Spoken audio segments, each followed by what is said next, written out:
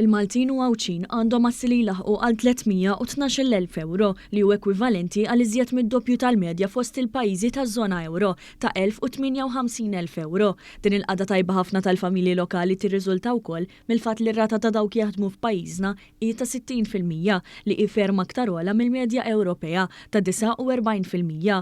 Dan kollu joħroġ minn studju li għadu kemm twettaq mill-Bank Ċentrali ta' Malta flimkien ma' banek simili fil-pajjiżi taż-żona euro. Jirriżulta li l-proporzjon ta' familji li huma sidin ta' darhom u ta' 79% f'pajjiżna kontra inqas minn 62% fiż-żona euro. Anke l-valur tal-proprjetajiet u fost l-ogħla fostna bil-familji fil-Lussemburgu biss li għandhom residenzi b'valur ogħla.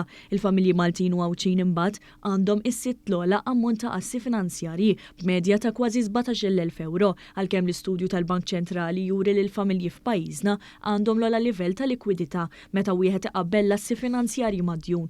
L-istudju internazzjonali jindika wkoll li l-inugwaljanza fl-assi kapitali f'pajjiżna hi fost l-inqas fl-Ewropa, tant li hi t-tielet l-inqas. Minn barra hekk ir-rapport janalizza l-infiq tal-familji fuq l-enerġija fejn il-Maltin għandhom it-tielet l-inqas spiża fiż-żona euro b'riżultat tal-miżura tal-Gvern li baqa' jżomm il-prezzijiet tal-enerġija stabbli li jinkludu l-elettriku, il-gass u l-fuels. Dan wassal ukoll biex 37% tal-familji li għandhom l-inqas tħul kienu f'qagħda li jfadlu, rata li hi ferm aħjar minn dik fil-pajjiżi l-oħrajn taħt osservazzjoni.